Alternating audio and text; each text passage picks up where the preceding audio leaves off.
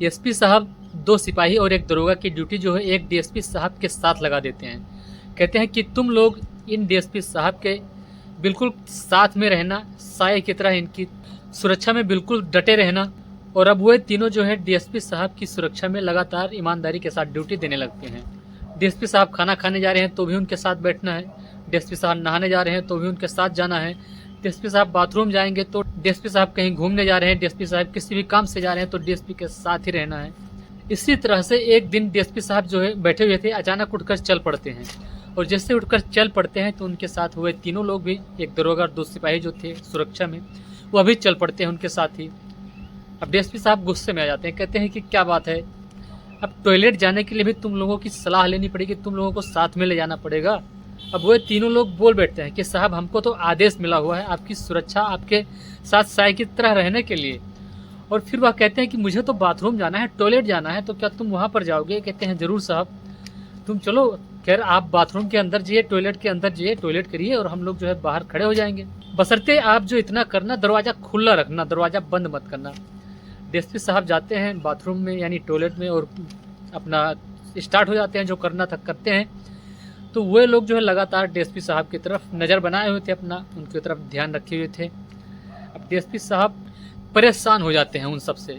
दरअसल ये जो डीएसपी साहब होते हैं ये सोशल मीडिया पर बहुत ही जोर से, बहुत ही तेज़ी से वायरल हो रहे थे और इनको ऊपर जो है लगातार नज़र बनाए रखी जा रही थी ताकि डीएसपी साहब कहीं कोई गलत कदम न उठा लें।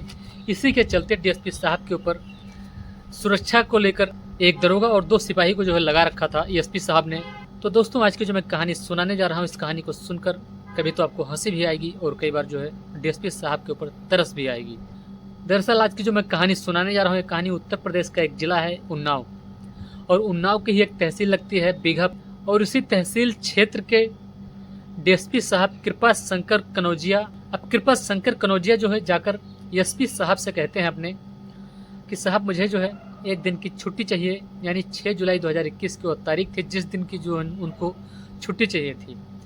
उस दिन की छुट्टी मांगते हैं, कहते हैं कि मेरी बेटी की जो है शादी की तारीख नज़दीक आ रही है तो कुछ ज़रूरत है हमें भी टाइम देने का, तो हमें जो है 1 दिन की छुट्टी दे दी जाए। एसपी साहब इस बात को जब सुनते हैं तो उनको 1 दिन की छुट्टी दे देते हैं। अब डीएसपी साहब कृपा शंकर कनौजिया जी जो है छुट्टी लेकर वहाँ से चले जाते हैं और इन्होंने जो है बीघापुर तहसील से गोरखपुर जाना था, जहाँ की दूरी लगभग 341 किलोमीटर के आसपास पड़ती है, और तहसील बीघापुर से वह जो है सफ़र करना शुरू करते हैं। लेकिन इसी बीच जो है उनकी जो पत्नी होती है कृपा शंकर डीएसपी साहब की, उनको फ़ोन लगाने लग जाती है। जब वह फ़ोन बंद देखती है तो उनका जो सरकारी नंबर होता है उस पर कॉल करती है, वह भी बंद आता है। इसके बाद जो है उनके पास जितने भी फ़ोन होते हैं, जितने भी फ़ोन नंबर होते हैं, सब पर बारी बारी से कॉल करने की कोशिश करती हैं। हर नंबर बंद बता रहा था, स्विच ऑफ बता रहा था। और इसी के बाद जब उनके अर्दली होते हैं, उनके पास जब कॉल करने की कोशिश करती हैं तो उनसे जब बातचीत होती है डीएसपी साहब की पत्नी से, तो उनको यह जवाब मिलता है कि डीएसपी साहब तो छुट्टी लेकर घर चले गए हैं और हम लोग जो है उनके संपर्क में नहीं है। अब इसी तरह से बारी बारी से डीएसपी साहब की जो पत्नी होती है उनसे जितने भी लोग संपर्क में उनके होते हैं डीएसपी साहब के, सबसे जो है बातचीत करने की कोशिश करती हैं, सबके पास जो है कॉल करती हैं, लेकिन उनका कहीं कोई जब पता नहीं चलता है तभी एक अधिकारी जो होता है उनको यह सलाह देता है, आप जो है एसपी आनंद कुलकर्णी साहब को जो है कॉल कर लीजिए और उनसे जो अपनी सारी बात बताइए। उधर डीएसपी साहब की पत्नी परेशान हो रही थी कि कहीं उनके साथ कोई अनहोनी तो नहीं हो गई है, वह फ़ोन क्यों नहीं उठा रहे हैं, उनके हर तरह से फ़ोन जितने भी नंबर हैं सब बंद क्यों आ रहे हैं। अब वह तुरंत ही परेशान होकर एसपी साहब आनंद कुलकर्णी के पास जो है कॉल करती हैं और उनसे जो है सारी बात बताती हैं कि साहब मुझे डर लग रहा है, कहीं उनके साथ कोई घटना तो नहीं घट गई, वह फ़ोन नहीं उठा रहे हैं, उनका जो जितने भी नंबर है सबके सब बंद आ रहे हैं, तो अब जल्दी से जल्दी जो है उनकी जांच कराने की, उनका पता लगाने की कोशिश कीजिए। एसपी साहब आनंद कुलकर्णी जैसे यह बात सुनते हैं और सोचते हैं कि अधिकारी के साथ कहीं कुछ गलत घटना ना घटित हो जाए। तुरंत ही वह जो है सर्विलांस टीम को आदेश देते हैं और कहते हैं कि जितना जल्दी हो सके इस नंबर पर जो है डीएसपी साहब को जो है उनको जो है संपर्क करने की कोशिश की जाए और उनके नंबर को ट्रैक पर किया जाए, लोकेशन निकाली जाए और जल्दी से जल्दी जो भी सूचना मिलती है मुझे जो है अवगत कराया जाए। सर्विलांस टीम भी तत्परता दिखाते हुए तुरंत ही अपने काम में जुट जाती है और जब काम में जुटती है तो सबसे पहले मोबाइल फ़ोन का लोकेशन निकालती है। पता चलता है कि कानपुर में गंगा पार नामक एक जगह है, उसी जगह के पास माल रोड गुजरती है, उसी माल रोड पर जो है उनका लोकेशन दिखा रहा है और तुरंत ही पुलिस की टीम वहीं पर रवाना होती है माल रोड की उस जगह के लिए, कानपुर के लिए। वहाँ पर पहुँचकर जो है पुलिस टीम एग्जैक्ट जो है परफेक्ट लोकेशन देखने की कोशिश करती है। तो पता चलता है कि इसी माल रोड पर एक मंदाकिनी नाम का होटल है। इसी होटल के पास जाकर जो है फ़ोन आखिरी समय में स्विच ऑफ हुआ है, यहीं पर जो है आखिर इसकी लोकेशन दिखा रहा है। अब उस होटल के अंदर जब प्रवेश किया जाता है, रिसेप्शन पर जाकर मैनेजर से जब बातचीत की जाती है, पूछा जाता है कि ये कृपा शंकर कनौजिया नाम का कोई व्यक्ति यहाँ पर ठहरा है क्या? तो रिसेप्शन का जो मैनेजर होता है बताता है कि हाँ, इस नाम के व्यक्ति जो है हमारे इस होटल में इस कमरा नंबर में जो है ठहरे हुए हैं। तुरंत ही जो सर्विलांस टीम होती है, साथ ही जो पुलिस टीम होती है, कमरे जो है उस कमरे में जिसमें डीएसपी साहब ठहरे हुए थे वहाँ पर जा पहुँचती है डायरेक्ट। और वहाँ पर पहुँचकर जैसे ही दरवाज़ा खटखटाया जाता है, रात का काफ़ी समय हो चुका था, जब दरवाज़ा खटखटाया जाता है तो डीएसपी साहब भी सोच में पड़ जाते हैं कि आखिरकार इतनी रात को अचानक कौन दरवाज़ा खटखटा रहा है। अब वह दरवाज़ा खोलते हैं तो सामने देखते हैं जो है सर्विलांस टीम, साथ ही जो पुलिस टीम होती है। पूछते हैं तुम लोग यहाँ क्यों आए हो, क्या करने आए हो? तो जो टीम गई थी वह बताती है कि आपकी पत्नी रो रो कर परेशान है, आपकी पत्नी का बुरा हाल है।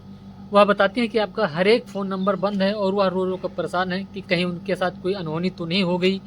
और उन्होंने ही जब एसपी साहब के साथ ऐसे बातचीत की तो एसपी साहब ने हमें आदेश दिया है कि जाकर उनका पता लगाओ, यानी आपका पता लगाएं कि आप कहाँ पर हो, आपके साथ कुछ हो तो नहीं गया है। यह सब बातचीत चल ही रही थी डीएसपी और उस टीम के बीच में जो है तभी जो टीम गई थी सर्विलांस टीम, उनकी जो है नज़र अंदर कमरे के अंदर यानी डीएसपी साहब के कमरे जिसमें रुके थे एक महिला दिखाई पड़ती है। अब वे लोग सोच में पड़ जाते हैं कि यानी उनकी बीवी तो फ़ोन कर करके परेशान है कि डीएसपी साहब कहाँ हैं, मिल नहीं रहे, उनका कोई खबर नहीं, उनका कोई पता नहीं। तो आखिरकार जो कमरे में महिला है, यह महिला है कौन? अब जो है तुरंत ही टीम डीएसपी साहब के कमरे से वापस रिसेप्शन पर पहुँचती है। रिसेप्शन पर पहुँचती है तो मैनेजर से कहती है कि सीसीटीवी फुटेज और जो है रजिस्टर की जांच कराई जाए। जब उनकी जांच होती है तो रजिस्टर में जो है एक महिला का नाम भी दर्ज होता है जिसने उस कमरे में एंट्री ली थी डीएसपी साहब के साथ में। साथ ही जब फुटेज चेक किया जाता है सीसीटीवी कैमरा तो उसमें एक महिला की जो है तस्वीर दिखती है, उसकी जो है वीडियो दिखाई देती है डीएसपी साहब के साथ में। तो ये लोग जो है सोचकर हैरान हो जाते हैं कि यह महिला यहाँ क्या कर रही है। दरअसल उस महिला को वहाँ के जो लोग गए थे सब पहचानते थे। यह महिला तो बीघापुर तहसील क्षेत्र का एक थाना है, उसी थाने की एक जो है महिला सिपाही है। दरअसल ये जो महिला सिपाही होती है एक बहुत ही खूबसूरत महिला सिपाही होती है जो उन्हीं डीएसपी साहब के क्षेत्र में एक थाने में जो है तैनात थी ये सिपाही पद पर जो है। और इसी के साथ जो है यह डीएसपी साहब उस कमरे में ठहरे हुए थे। अब यह बात जो है जब टीम देखती है तो उसके बाद जो है सारी फुटेज जो है अपने फ़ोन में ले लेती है वहाँ से जो है सर्विलांस टीम और ये पुलिस टीम जो गई थी। और इसके बाद इस फुटेज वगैरह को जो है इस वीडियो को एसपी साहब को ट्रांसफ़र कर दी जाती है। एसपी साहब जब इसको देखते हैं तो एसपी साहब यह देखकर हैरान रह जाते हैं कि आखिरकार यह व्यक्ति अपनी बेटी की शादी के लिए यहाँ से छुट्टी लेकर गया था और यह तो जाकर होटल में एक महिला के साथ, एक महिला सिपाही के साथ रंग रलियां मना रहा है।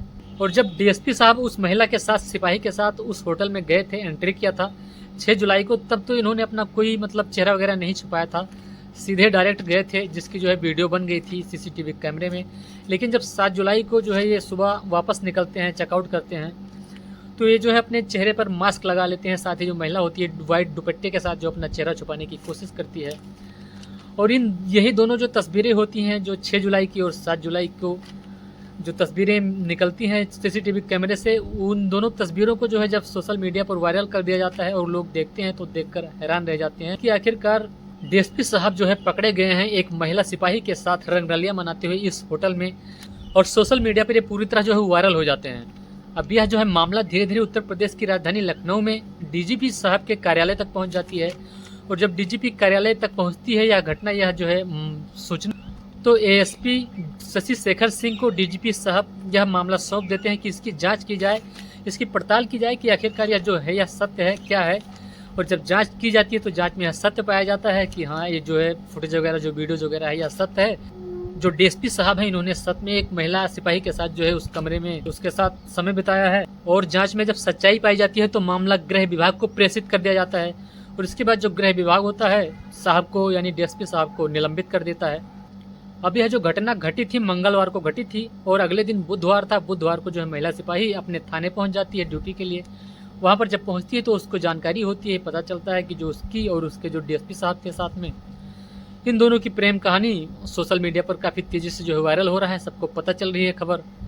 अब वहाँ से जो है अगले दिन जो है जैसे ही वीरवार आता है यानी गुरुवार, वो अपने यस्सो साहब के पास जाती हैं और उनसे जो है 3 दिन की छुट्टी ले लेती हैं और कहते हैं कि मुझे अपने घर जाना है, मुझे 3 दिन की छुट्टी चाहिए। यानी जब मैडम जी की बदनामी होने लग जाती है तो मैडम जी वहाँ से छुट्टी लेकर अपने घर चली जाती हैं। लेकिन डीएसपी साहब की तो लगातार बदनामी हो रही थी और ऐसे में ही एसपी साहब को यह लगता है कि कहीं ये डीएसपी साहब कोई गलत कदम न उठा लें। तो इसी के चलते जो है डीएसपी साहब के सुरक्षा में एक दरोगा और 2 सिपाही को एसपी साहब जो लगा देते हैं और डीएसपी साहब जहाँ भी जाते हैं, खाने बैठते हैं, सोने जाते हैं, बाथरूम जाते हैं, किसी भी काम के लिए जाते हैं तो उनके साथ हुए तीनों लोग जो है लगातार ड्यूटी देते हैं और उसकी वजह से जो है डीएसपी साहब परेशान हो जाते हैं। हालांकि डीएसपी साहब को उस समय तो सस्पेंड कर दिया जाता है लेकिन बाद में जो है बहाल कर दिया जाता है। तो दोस्तों इस घटनाक्रम को सुनकर आपके मन में क्या सवाल उठता है कमेंट में जरूर बताइएगा। तो दोस्तों अगर आपने मेरे चैनल को सब्सक्राइब कर लिया है तो आपका बहुत बहुत शुक्रिया और अगर आपने नहीं किया तो आप चाहे तो कर सकते हैं। आपका छोटा भाई आपसे रिक्वेस्ट कर रहा है, गुजारिश कर रहा है। मैं भोलेनाथ फिर मिलता हूँ एक और नई और सिर्फ सच्ची घटना के साथ। तब तक के लिए जय हिंद, जय भारत।